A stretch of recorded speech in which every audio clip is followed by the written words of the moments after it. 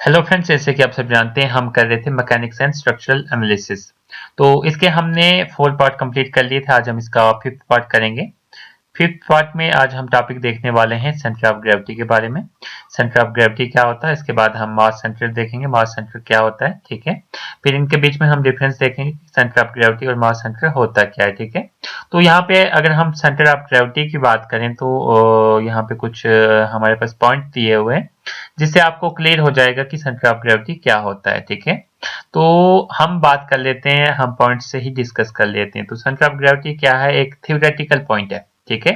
Theoretical point का मतलब ये हुआ कि ये जो पॉइंट है, सेंटर ऑफ ग्रेविटी का पॉइंट है, मान लेते हैं कि हमारे पास कोई बॉडी है, ये एक बॉडी है, ठीक है। इस बॉडी का हम बोल रहे हैं यहाँ पे सेंटर ऑफ ग्रेविटी है, सीजी है। सीजी जो है इस पॉइंट पे है, सीजी, ठीक है। तो इस पॉइंट पे अगर इस बॉडी का सीजी है तो ये सीजी एक पॉइंट क्या है, ये एक थ्योरेटिकल पॉइंट है, मतलब ये हम एक्चुअल में बॉडी पे ट्रेस नहीं कर सकते सेंटर ऑफ ग्रेविटी, ठीक है। ये हम खाली थ्योरेटिकली मेंशन करते हैं कि सीजी जो है किसी बॉडी का, ये एक थ्योरेटिकल वैल्यू है, ठीक है। where the total weight of the body is thought to be concentrated, ठीक है। जो टोटल वेट होता है बॉडी का तो उसको माना जाता है कि वहां पे वो कंसेंट्रेट कर रहा होता है, फोकस कर रहा होता है, मतलब सारा वेट जो है वहां पे फोकस करता है, जितना भी वेट बॉडी का है वो सीजी पे फोकस करता है, ठीक है। उसको हम बोलते हैं सीजी, ठीक है। तो ये एक सिंपली पॉइंट है, ठीक है। जो सीजी है, जो सेंटर ऑफ ग्रेविटी है, इससे हम प्रिडिक्ट करते हैं बिहेवियर मूविंग बॉडी का जब उस पे ग्रेविटेशनल फोर्सेस पड़ती हैं, ठीक है। जो भी ग्रेविटी या फिर ग्रेविटेशनल फोर्सेस जो उस पे एक्ट करती हैं किसी भी मूविंग बॉडी पे, ठीक है, तो उसका जो बिहेवियर है वो हम प्रिडिक्ट करते हैं किससे, सेंटर ऑफ ग्रेविटी से, ठीक है। वो हम क्या करते हैं, प्रिडिक्ट करते हैं behaviour of the moving body when acting by the gravity, ठीक है। ये आल्सो हमारे पास यूजफुल रहता है in designing of static structures, ठीक है। जो भी स्टैटिक स्ट्रक्चर है उसको डिजाइन करने के लिए भी ये हेल्प करता है सेंटर ऑफ ग्रेविटी। तो आप ने देखा होगा, अगर आपने स्ट्रक्चरल इंजीनियरिंग पढ़ी होगी या फिर स्ट्रक्चरल एनालिसिस पढ़ा होगा तो वहां पे सेंटर ऑफ ग्रेविटी का काफी रोल रहता है स्ट्रक्चर्स को डिजाइन करने के लिए, ठीक है। उसके बाद जैसे कि हम बात करें स्टैटिक स्ट्रक्चर्स में बिल्डिंग्स, ब्रिजेज आ जाते हैं। स्टैटिक स्ट्रक्चर का मतलब वो वाले स्ट्रक्चर्स हो गए जो स्ट्रक्चर स्टेबल रहते हैं, जैसे कि बिल्डिंग एक बार बना दी वो स्टेबल ही रहती है, फिर ब्रिजेस भी स्टेबल रहते हैं, ठीक है। डायनेमिक स्ट्रक्चर वो आते हैं जो मूव भी करते हैं, ठीक है। स्टैटिक स्ट्रक्चर ये मूव नहीं करते, ठीक है। उसके बाद इसमें नेक्स्ट पॉइंट की अगर हम बात करें, इन यूनिफॉर्म ग्रेविटेशनल फील्ड, ठीक है। अगर हमारे पास कोई ऐसी फील्ड है जिसमें कि जो ग्रेविटेशनल फोर्सेस हैं वो यूनिफॉर्म है, ग्रेविटेशनल फोर्सेस अगर किसी फील्ड में हमारे पास यूनिफॉर्म है तो सेंटर ऑफ ग्रेविटी वो किसके बराबर हो जाएगा, सेंटर ऑफ मास के बराबर हो जाएगा। मतलब सेंटर ऑफ ग्रेविटी और सेंटर ऑफ मास क्या होगा उस टाइम पे, सेम रहेगा, ठीक है।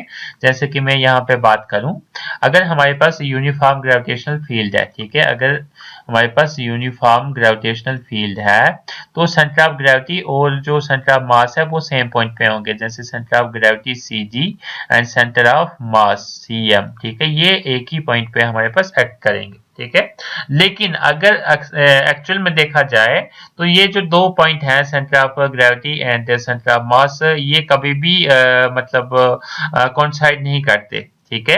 डू नॉट ऑलवेज कोइंसाइड, मतलब कभी कभी ये कोइंसाइड करते हैं जब हमारे पास केस होता है यूनिफॉर्म ग्रेविटेशनल फोर्स का, जो फोर्सेस होती हैं ग्रेविटेशनल फोर्सेस वो यूनिफॉर्म हो, उस केस में हमारे पास centre of gravity and centre of mass जो है एक ही पॉइंट पे एक्ट करते हैं, ठीक है।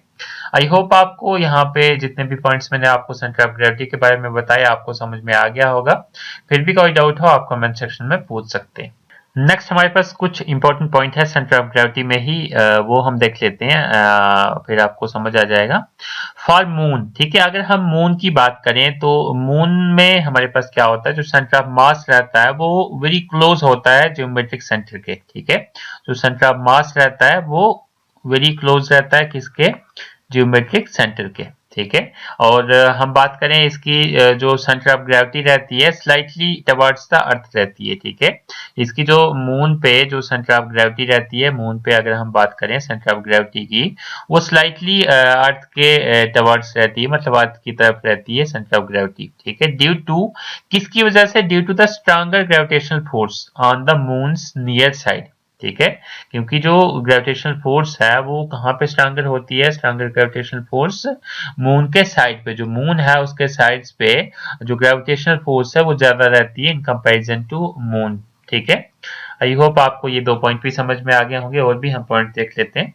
इन सिमेट्रिकल शेप्ड ऑब्जेक्ट, ठीक है, इन symmetrical shaped object formed of homogeneous material. अगर हमारे पास एक सिमेट्रिकली शेप्ड ऑब्जेक्ट है, सिमेट्रिकली शेप्ड मतलब एक सिमेट्री बनी हुई है ऑब्जेक्ट की, जैसे कि मान लेते हैं ये जो है हमने बना दिया रेक्टेंगुलर ऑब्जेक्ट, तो ये क्या है? सिमेट्रिकल शेप्ड ऑब्जेक्ट है, ठीक है। तो ये बात कर रहा है कि अगर हमारे पास एक सिमेट्रिकली शेप्ड ऑब्जेक्ट है जो फॉर्म हुआ है होमोजेनियस मटेरियल से, किससे बना है? होमोजेनियस मटेरियल से। होमोजेनियस मटेरियल आ गया सेम मटेरियल से बना हुआ है, या फिर हम बोल सकते हैं कि जो उसकी कंपोजिशन है वो सेम है, हर जगह पे सेम कंपोजिशन है, ठीक है। तो तभी वो होमोजेनियस होगा, तभी वो सिमेट्रिकल होगा, ठीक है। अगर ऑब्जेक्ट होमोजेनियस होगा, मटेरियल होमोजेनियस होगा, तो तभी वो सिमेट्रिकल शेप का होगा, ठीक है। तो ये बोल रहा है कि अगर हमारे पास इन सिमेट्रिकल शेप्ड ऑब्जेक्ट में फॉर्म्ड ऑफ होमोजेनियस मटेरियल से बना हुआ है, तो उस केस में जो सेंटर ऑफ ग्रेविटी होगी में match with the geometrical centre of the body, ठीक है। तो उस केस में जो सेंटर ऑफ ग्रेविटी होगी वो मैच कर सकती है किसके साथ? ज्योमेट्रिकल सेंटर के साथ, ठीक है। वो मैच कर सकती है किसके साथ? Geometrical centre of the body के साथ, ठीक है। किस केस में? जब बॉडी सिमेट्रिकली शेप्ड है और होमोजेनियस मटेरियल से बनी है, ठीक है। तब हमारे पास जो ज्योमेट्रिकल सेंटर होगा वो मैच कर सकता है, मे मैच कर सकता है, ऐसा नहीं कि मैच करेगा, may match with the geometrical centre of the body, ठीक है। उसके बाद नेक्स्ट पॉइंट की अगर हम बात करें कि अगर हमारे पास एसिमेट्रिकल ऑब्जेक्ट है, एसिमेट्रिकल ऑब्जेक्ट का मतलब हो गया कुछ इस तरीके का ऑब्जेक्ट, जैसे कि मैंने ऑब्जेक्ट बनाया कुछ इस तरीके का ऑब्जेक्ट है, ठीक है। इसकी कोई भी सिमेट्री नहीं है, ठीक है।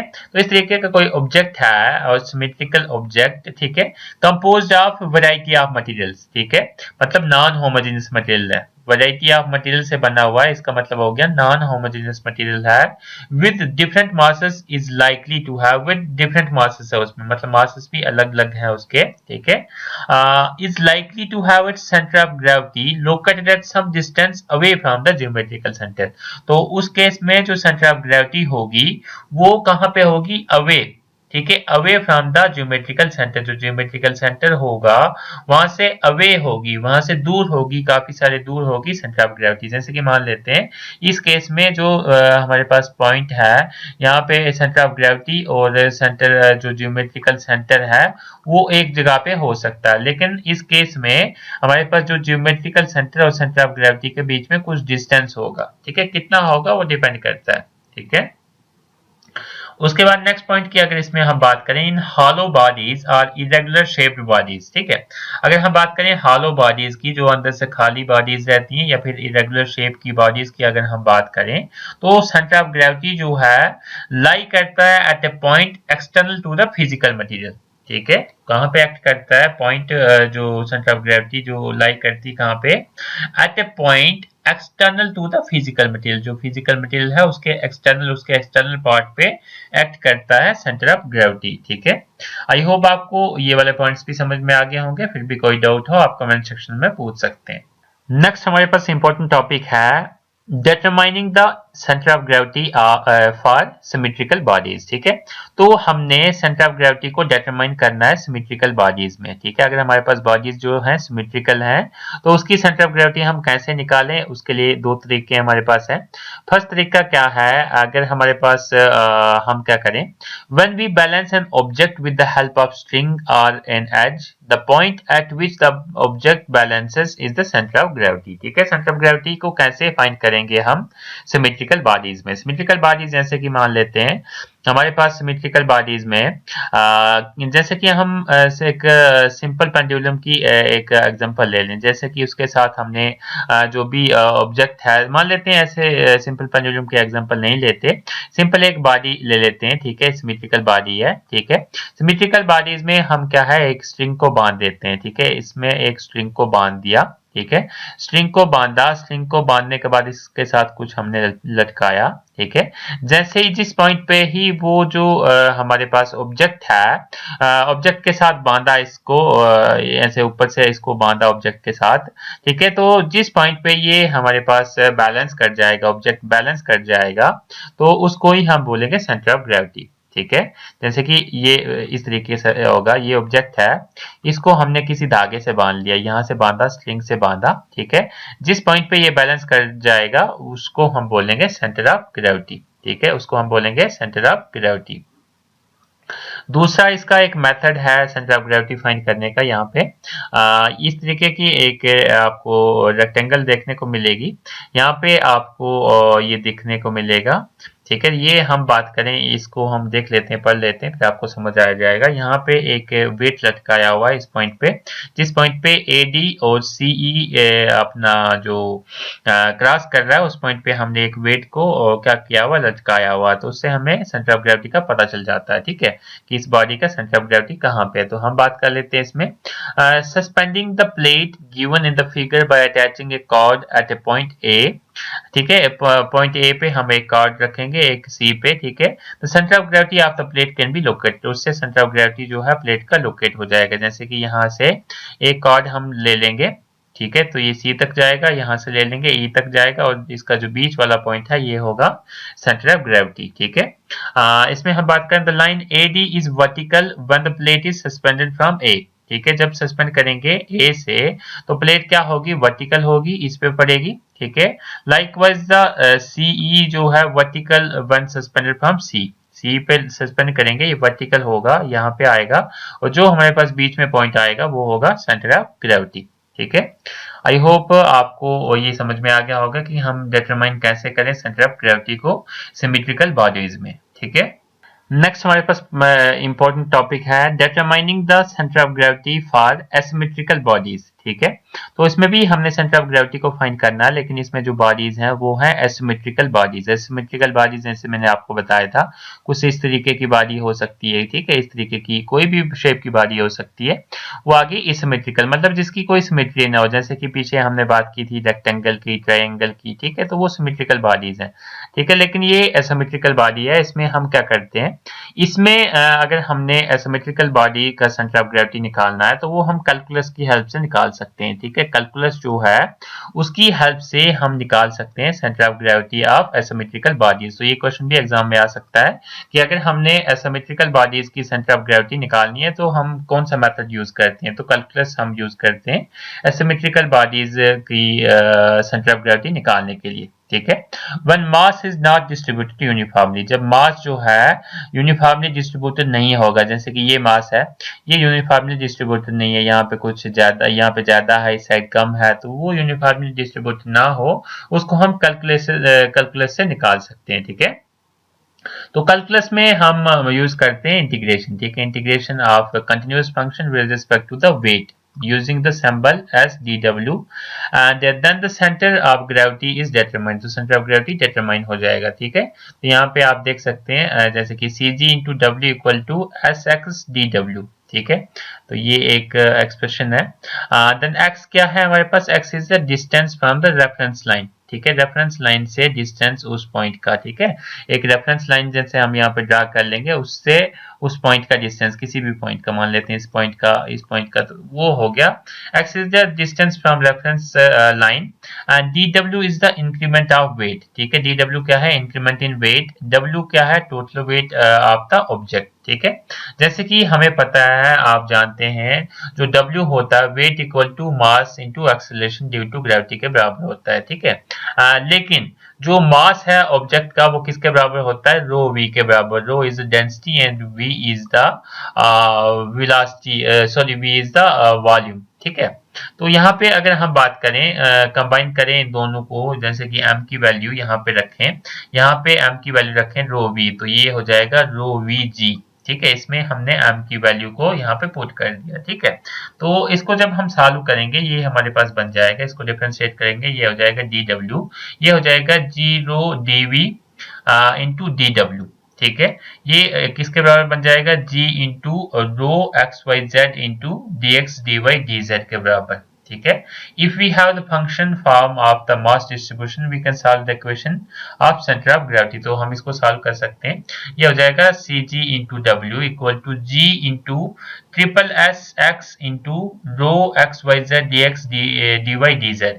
ये ट्रिपल एस क्या है, ये इंडिकेट कर रहा है हमारे पास ट्रिपल इंटीग्रेशन को, 3 बार इसकी इंटीग्रेशन होगी। ठीक है, and over d x D y and d z के ओवर होगी, जैसे फर्स्ट होगी डी एक्स के थ्रू, फिर डी वाई, फिर d Z.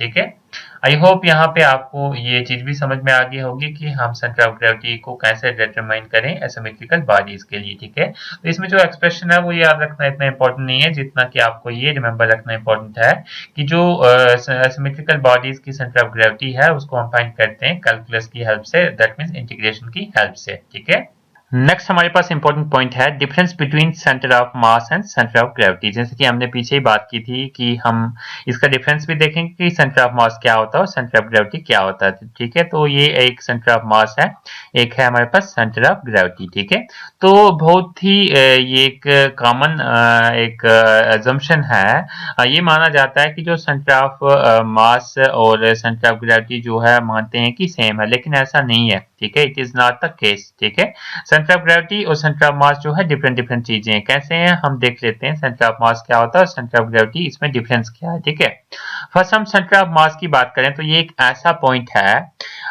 Eight which the distribution of mass is equal in all directions. ठीक है, तो इसमें सेंटर ऑफ मास में जो डिस्ट्रीब्यूशन ऑफ मास है वो इक्वल रहता है ऑल डायरेक्शंस में। ठीक है, डिस्ट्रीब्यूशन जो है मास की वो इक्वल रहती है ऑल डायरेक्शंस में। लेकिन सेंटर ऑफ ग्रेविटी की बात करें तो ये एक ऐसा पॉइंट है, एक ऐसा पॉइंट है ऑब्जेक्ट का जिसमें जो डिस्ट्रीब्यूशन ऑफ वेट है वो हमारे पास इक्वल रहता है ऑल डायरेक्शन में। तो फर्क कहाँ पे है, इसमें डिस्ट्रीब्यूशन ऑफ मास है, इसमें डिस्ट्रीब्यूशन ऑफ वेट है। मास सिंपली मास होता है और वेट जो होता है, वेट होता है रो जी, रो आ गया डेंसिटी इंटू जी आ गया एक्सीलरेशन ड्यू टू ग्रेविटी। ठीक है, तो ये अलग अलग है। ठीक है, और ये जो सेंटर ऑफ मास रहता है ये ग्रेविटेशनल फील्ड पे डिपेंड नहीं करता, does not depend upon the gravitational field. ठीक है, लेकिन अगर हम बात करें इसकी बात करें सेंटर ऑफ ग्रेविटी की तो ये डिपेंड करता है। ठीक है, does depend on the gravitational field, ये ग्रेविटेशनल फील्ड पे डिपेंड करता है। ठीक है,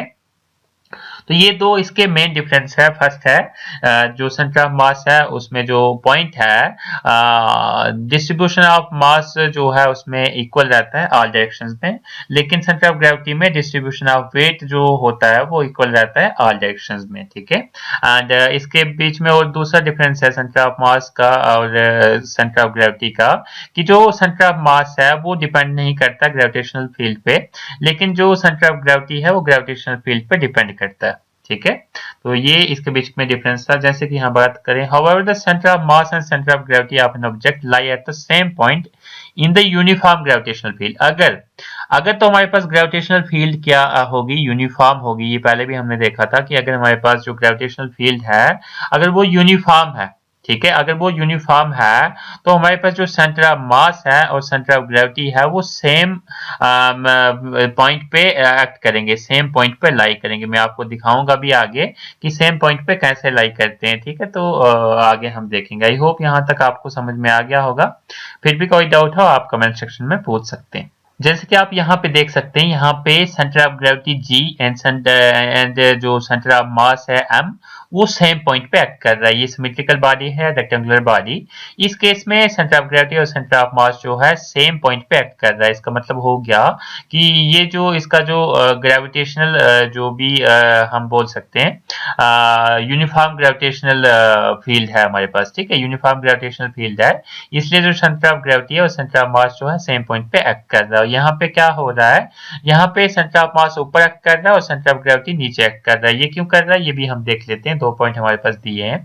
तो फर्स्ट फिगर की हम बात करें इसकी, तो इसमें हमारे पास यूनिफॉर्म ग्रेविटेशनल फील्ड है, जैसे कि मैंने आपको बताया कि यूनिफॉर्म ग्रेविटेशनल फील्ड है, इसलिए सेंटर ऑफ ग्रेविटी जो है सेंटर ऑफ मास के पॉइंट के ऊपर ही एक्ट कर रहा है, मतलब दोनों एक ही पॉइंट पे एक्ट कर रहे हैं क्योंकि यूनिफॉर्म ग्रेविटेशनल फील्ड है। ठीक है, दूसरे फिगर की हम बात करें तो जो ग्रेविटेशनल फील्ड है वो स्ट्रॉन्गर है टवर्ड्स इट्स बेस। यहाँ पे ग्रेविटेशनल फील्ड यहाँ पे ज्यादा है, यहाँ पे क्या है, ग्रेविटेशनल फील्ड जो है यहाँ पे मोर है बेस पे, इसलिए जो सेंटर ऑफ ग्रेविटी है वो नीचे है सेंटर ऑफ मास के। ठीक है, क्यों, क्योंकि ग्रेविटेशनल फील्ड यहाँ पे ज्यादा है और आपको पता ही है, मैंने पीछे आपको बताया कि जो ग्रेविटी सेंटर ऑफ ग्रेविटी है वो ग्रेविटेशनल फील्ड से लिंक करती है, सेंटर ऑफ मास इतना लिंक नहीं करता। ठीक है, इसलिए जो सेंटर ऑफ ग्रेविटी है, अगर बेस पे ग्रेविटेशनल फील्ड ज्यादा है तो सेंटर ऑफ ग्रेविटी जो है इस तरफ खींचेगा, इसका मतलब हो गया वो नीचे आएगा और सेंटर ऑफ मास ऊपर आएगा। ठीक है, आई होप आपको ये टॉपिक समझ में आ गया होगा, सेंटर ऑफ ग्रेविटी क्या होता है, सेंटर ऑफ मास क्या होता है। फिर भी कोई डाउट हो आप कमेंट सेक्शन में पूछ सकते हैं, और अभी तक आपने चैनल को सब्सक्राइब नहीं किया तो प्लीज सब्सक्राइब कर लें। अगर वीडियो अच्छी लगे तो अपने फ्रेंड्स के साथ शेयर करना मत भूलें और बेल आइकन को जरूर प्रेस करें ताकि फ्यूचर में जो भी मैं लेक्चर अपने चैनल पर डालूं उसकी अपडेट आपको अपने मोबाइल पे आपको मिल जाए। Thank you.